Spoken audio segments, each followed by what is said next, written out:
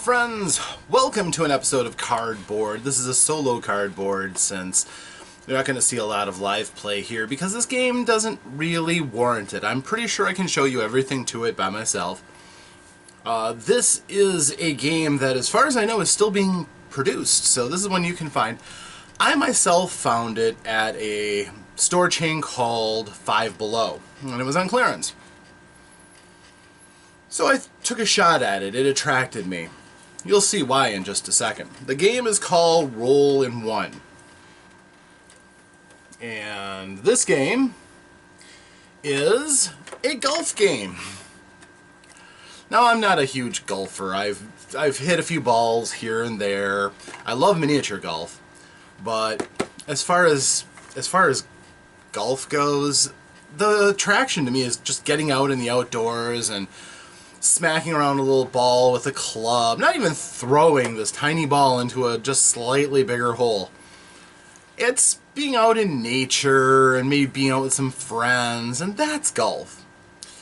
My father used to have a game called Thinking Man's Golf, where there would be a grid and a graph, and you would figure out where the ball would go and how far it would roll and where the wind was going, and it was boring as heck.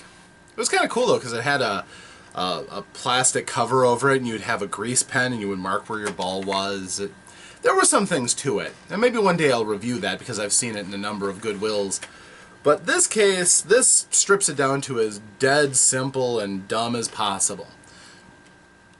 In case you can't tell, I don't consider this to be a brilliant game, but it's one that might interest you for a few reasons, and we'll get into that in a second. This is supposed to allow you to simulate golf, but very abstractly. This doesn't go stroke by stroke. This game has more in common with something like Shut the Box or the strategic elements of Yahtzee. So, in this case, it's fast, I'll give it that. It has custom dice. That's always a plus, except these custom dice aren't molded particularly well, but okay. It has a dice shaker cup, which if you don't have one and you like to use one of the noisy things, yeah, it's got one. It's got a nice bag, too. So, I'm going to show you this game. It's got 9 12-sided dice in it to simulate 9 holes of golf. So, here we go. Let's see what we've got here.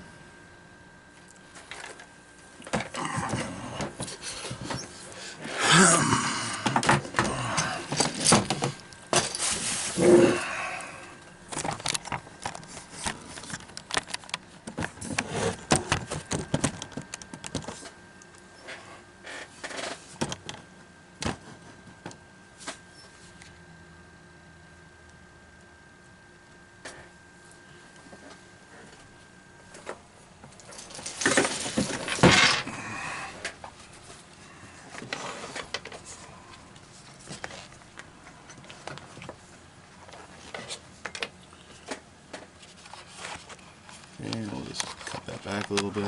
No, back.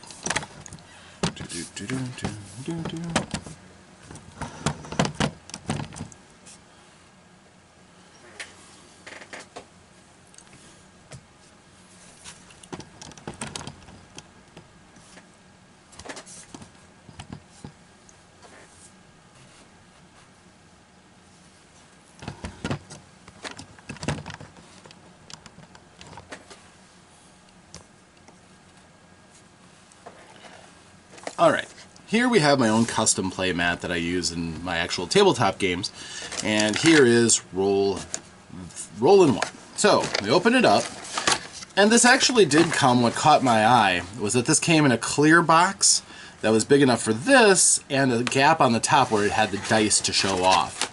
So, I saw dice and I got excited. So, inside we have scorecards. And if you've ever played golf, the scorecard will look pretty familiar. The spots for the number of people, the scoring that you get on each hole, and your totals. Pretty straightforward. There's a tournament scorecard on the flip side of each of these. which allows you to set up your tournaments on different rounds, round by round, to see who would win. And there are, weirdly enough, 4 players on the actual game side and 3 players on the tournament side, or 3 teams possibly. But anyhow, if you know how golf is played, you'll understand that golf is a game where you take a variety of different clubs, usually, and a small white dimple ball, and you go to an area called a tee. You put the ball usually on a wooden peg called a tee. You hit the ball in the direction of the green, which is trimmed down lower so the ball can roll easier. And we're aiming for a small hole, which as you approach will have a flag in it to give you a target to aim at. And if you are good, you will be able to get the ball to that hole in small numbers of strokes, the actual swings. You'd be using a variety of different clubs. You would start out with woods or drivers, which are not often made out of wood anymore, I understand, to get distance. And then as you get closer, you would switch to irons, and those give you higher arc so that you can get over obstacles and the like. Ultimately, you could use wedges, which give a very sharp arc if you're trying to, say, hit out of a sand trap. And then when you get to the green, you pull out the putter, and basically from that point, you're just you're striking the ball to roll towards the hole. Well, you don't get any of that with this. All of that jargon means nothing. The actual mechanics of golf mean nothing to this game.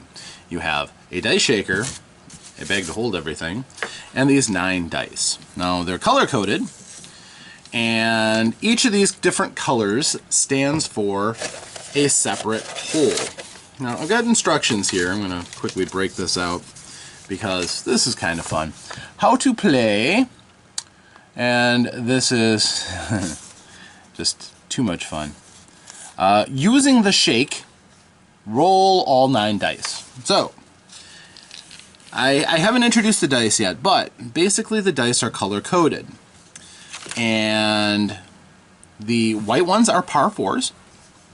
The green ones are par 5s.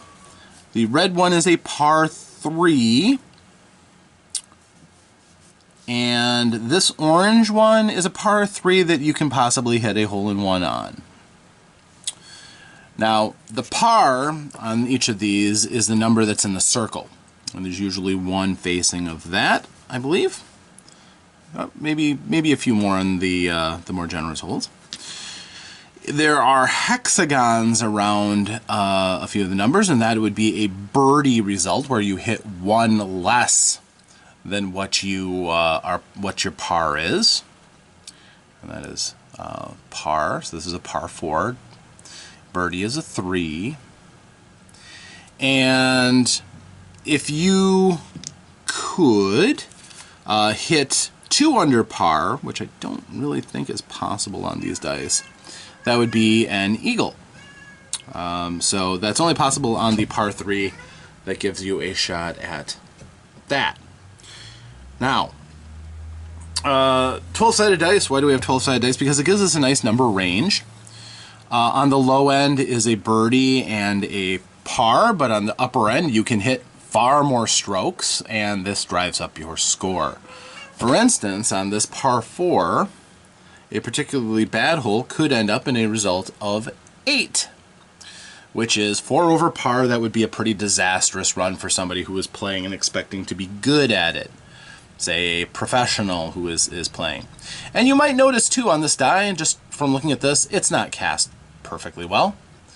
The dice themselves seem to be formed all right. The numbers are not centered in some of them, and that does kind of make it look a little cheap. But what do you get? Quality standards from a game that I bought on clearance for $2.50. I'm not too shocked there.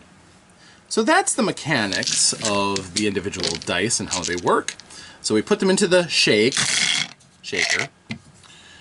So then roll all the dice. Remove one die. Remove the dice with the lowest score. You are required to remove at least one die one die, not dice. Die is the singular of dice, so they screwed this up. It really only bothers language nerds like me, though. But you are allowed to remove more than one if you wish to do so. In other words, if you get the lowest value on a die to get the best score, you want to take those when they're available. You must choose the dice in the order of the hole on the scorecard. So par 3, par 4, or par 5. Okay. Insert the remaining dice in the shaker, then repeat steps 1 and 2. Keep on rolling the dice until all 9 dice have been selected. And add to the numbers all dice. So, and the lowest score wins. That's basically it. So we look at the scorecard here. And it has par 5, 4, 3, 5, 4, 3, 4, 4, 4. So those are what we're going to be aiming for. So we're just going to play out a hand of this just to show you the mechanics of this game. So as we roll, we first need a 5. One of the 5s has to come forward. The 5s, as you might remember, are the green ones. There is a color code here. So, or sorry, the red one is a par 5. White is par 3, green's white is par 4. So we're looking at these reds. Oh. Or you could just say that they didn't know what they were doing, and yes, the par 5s are actually these. Now we have to take them off in the order that we rolled, so I rolled 5s. I rolled 2 8s, which is awful. But I have to take one because that's the first hole. The next one is a par 4, and wouldn't you know it, I rolled a 3, which is a birdie, and I rolled a 4 on this par 4, so if I can get around to another 4 hole, that would be great. On this 3, I rolled a 3, which is par, so I'll take that. The other 5, I'm going to hope for better than this, so I'm going to re-roll, even though I still have this 4 juicily sitting there. I'm going to hope for better. So now whatever this 5 is, I've got to take it. And ooh, that is a 3. That is a birdie. So yes, you can get a birdie other than the hole-in-one. So I got a birdie on that, which is excellent. The next hole is a 4, and I got a par die on that. So that's good. Outside of the first shaky die, so far I'm doing quite well. Then the 3. I rolled a 7. I don't like that. So I'm going to re-roll and hope for better than 7, which shouldn't be too hard. I got a 5, which is a little bit better, and I can take that. And the last 3 are all 4s. Well, I rolled a 7, 6, 6, which is terrible. So I'm going to re-roll. I have to take at least one of these, no matter how bad they are. And I rolled 3 pars, 4, a 4, and a 4. I could re-roll and hope to get a 3, but realistically, that's about as good as I'm going to get. So then, with those numbers, I would total them all up. 8 and 3 is 11. Plus 3 is 14, 15, 16, 17, 21, 26, 30, 34, 38. I got a 38. Par, if I had parred everything, would have been a 36, so 2 over par. Not bad. Not bad. So, that is basically how this game works, and the players take turns to find out how they do in a particular 9-hole set. And then the second row, second time going through, the holes are a little different. It goes, instead of 5, 4, 3, 5, 4, 3, 4, 4, 4, it goes 5, 4, 3, 4, 5, 4, 4, 3, 4. So that's interesting. It can mean that that 3 gets swallowed up in the end, but I think it might make things just a little bit more difficult. But realistically, this is a very, very, very simple game. I'm going to play one more on the back 9, just for fun. I don't particularly find this enthralling, but I will get to the reason why I like this in just a moment. Okay, so I'm on the 5s, and I roll a par 5, which is good. And I have a par 4, which is the next hole. I can fill that, which is good. A 3, I did get a par 3, which is good. So far we're maintaining par, which is nice. Then a 4.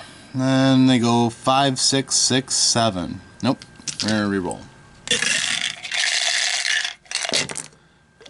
And that gives us a 3. That gives us a birdie on that 4, which is nice. As far as the 5, I can get one over par. That's a 6. I like my chances of that rather than risk rolling something really bad. You may call it cowardly if you want, but yeah, we're okay. So now I have 2 4s, a 3, and a 4. My lowest is a 5, and the 3 is a 6, so we're going to re-roll that. Okay, so we got a 4, and that's a par. We have 4, 3, 4, and none of these are attractive numbers, 7, 6, and 5, so we're going to re-roll that. We have to take one of these 4s. Ugh. Well, we have a 5, that's a bogey, that's 1 over par. And this is a 4, which is 1 over par. I am going to risk it and re-roll, hoping for better. And I got a 4, which is not better. And I got 1 over par here. I want to try to get better than that. Let's see what happens. I got par. Now another thing that's kind of useful about this is if you know what the final par is, which is going to be 36, you just look for highs and lows. For example, par, par, par, 1 under par, okay, 1 over par, so right now we're still at par, par, 1 over par, 1 over par, par. So we're 2 over par. We did exactly the same as we did in the first run, another 38. So isn't this thrilling? Isn't this exciting? This captures all the excitement of golf. I don't particularly find golf to be that exciting watching other people play, and you know, quite honestly, playing it myself, it's fine. Like I said, better for social experience. But that is this game. That is how you play roll in one. So, back to me.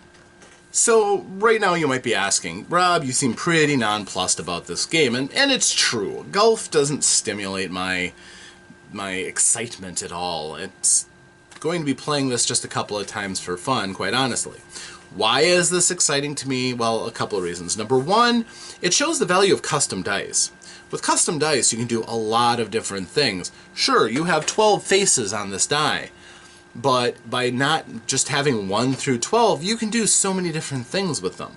I have a die that has all the faces of the zodiac, for instance. I have an 8-sided die that has all of the directions, both the cardinal directions and the northeast, northwest, southeast, southwest, just in case somebody gets lost or something like that. By changing the ranges, you can give these dice special values. In this case, a target, and then how much you exceed the target, or how much you, if you can get under the target. So I think that's pretty good, all in all. The dice aren't lovely. There's nothing spectacular about them, and as I said, many of them are mismolded, so that the numbers are off kilter. But they're functional. They do their job. They seem to roll fine. And there may be circumstances, too, where I might think of a purpose for having a die that has a value that is not an even spread across 12 fields. Maybe at some point I might actually say, well, here you go. It's a gambling game, for instance. Okay.